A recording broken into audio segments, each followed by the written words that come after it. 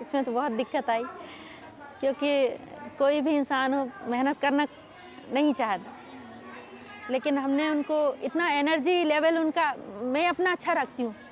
मैं कभी नहीं सोचती कि मैं स्कूल में आके बैठ जाऊँ चेयर पे। मैं जो है हर क्लास में जाती हूँ, वहाँ शांति दिखती है, तो भाई शांति क्यों है? आप क्या बात है? तो मजबूर करती हूँ कि शिक्षक पढ़ाने ही लगता है, और आपस में मतलब उनको शिक्षक की क्या समस्या है, भाई पढ़ाने में क्या समस्या आ रही है उसको, वो मैं उनसे पर्सनली डील करती हूँ कि भाई क्या समस्या है। तो वो लोग बताते हैं, अगर कोई समस्या होती है तो उसका निराकरण करते हैं हम लोग। और फिर सबसे बड़ी बात ये है कि मैंने ये देखा है कि यदि एक शिक्षक है, स्कूल क्लास में नहीं गया, वो बाहर बैठा है, फिर दूसरा शिक्षक भी नहीं जाएगा, तीसरा भी नहीं जाएगा, तो एक रूटीन गड़बड़ हो जाता है। तो मैं ये चाहती हूँ कि सबसे पहले तो अनुशासन हो संस्था में, तो जिससे टाइम टेबल के अनुसार सब काम होता है, तो कोई की शिकायत नहीं रहती, भाई टाइम टेबल है, आपका पीरियड है, आपको जाना है। क्लास में जाके फिर मैं राउंड लगाती हूँ, तो भाई पढ़ाना है, आप नहीं पढ़ा रहे तो स्कूल का कोई काम मैं क्लास में नहीं करने देती। जो अदर वर्क होता है वो हम क्लास में नहीं करने देते। सारी छात्रवृत्ति जो टेबल वर्क है वो स्वयं करती हूँ ज़्यादा से ज़्यादा, जिससे शिक्षक ऐसा ना हो कि वो क्लास में बैठ के वो करेगा, बच्चे बोर होंगे, जब बच्चे बोर होंगे तो फिर वो आना कम कर देंगे। तो मेरा ये शिक्षकों को प्रयास रहता है कि भाई आप क्लास में एक हँसते हुए जाइए, और बच्चों से एक मतलब शिक्षक और बच्चों का संबंध अच्छा बनाइए। ये मेरा प्रयास रहता है। और शिक्षकों को आपस में भी हमारे कभी लड़ाई वड़ाई नहीं होती। आपस में जब भी उनका मनोरंजन का बाल सभा करते हैं हम लोग, शिक्षक दिवस मनाते हैं, या जो भी 14 नवंबर बाल दिवस मनाते हैं, जो भी कैलेंडर के अनुसार जो भी डेज़ हैं वो हम सेलिब्रेट करते हैं और उसमें एंजॉय करते हैं। शिक्षक भी उसमें एक्टिविटीज़ में भाग लेते हैं, गाना है, सिंगिंग है, या फिर कुछ भी है। तो एक आपस में उन लोगों में भी अच्छा उनको लगता है कि मतलब उनका बोरियत महसूस नहीं होती कि नहीं हमसे ज़बरदस्ती काम कराया जा रहा है, ये महसूस नहीं होता। तो हम लोग उनको आपस में भी, मैं ये नहीं सोचती कि मैं अच्छा हूँ, मैं उनको साथ बैठती हूँ, उनको समय समय पे मार्गदर्शन देती रहती हूँ। कोई भी काम है कैसे जल्दी से जल्दी होगा, कैसे सही होगा, ये उनकी भी जो वो रहते हैं मतलब सुझाव रहते हैं, वो भी मैं मानती हूँ।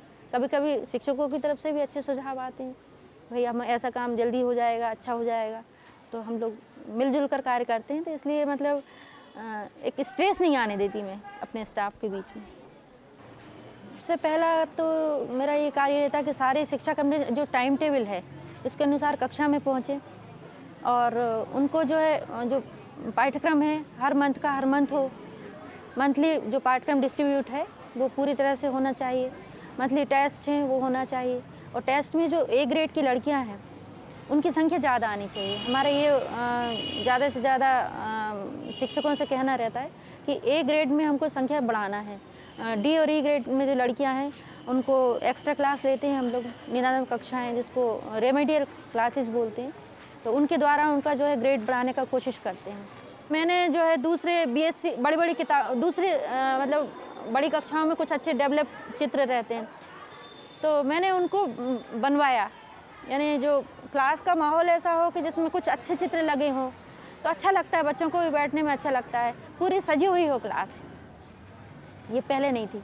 मैंने आके हर क्लास में जो है बच्चों को आदत डाली कि नहीं तुम अपनी क्लास सजा कर रखोगे, तो उससे विषय से संबंधित अपने चित्र बनाया, वो बनाए शीट पर पोर्ट्रेट टाइप के बनाए और चित्र बनाए, जिससे कि मतलब एक मैटर को चित्रांकन रूप में लाएं क्लास में, जिससे कि आप हरदम देखेंगे उसको, जब भी आप क्लास में बैठेंगे उसको बार बार आपकी नज़र में आएगा, तो आपको याद भी हो जाएगा और क्लास भी अच्छी लगती है, और बच्चों में एक भावना आती है कि हम इससे अच्छा बना सकते हैं, तो बच्चे अच्छे से अच्छे डायग्राम्स बना के लाते हैं और वो अपनी क्लास में चिपकाते हैं। जो हेडमास्टर और टीचर्स का रिलेशन है वो अच्छा होना चाहिए। स्कूल में अनुशासन सबसे पहले होना चाहिए, पूरा एक योजना के अनुसार, एक दिमाग में भले अपन ऑन पेपर ना हो, लेकिन एक दिमाग में एक प्लान होना चाहिए कि हमें क्या करना है, किस समय में कौन सा वर्क करना है।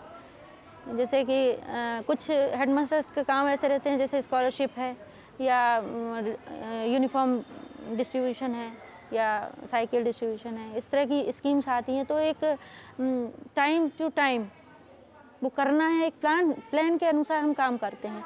ये नहीं कि कोई भी काम पड़ा है फिर एकदम से अपन सारे टीचर्स उसमें लग जाएंगे तो बच्चे अकेले क्लास में बैठेंगे तो फिर वो उपस्थिति कम हो जाएगी।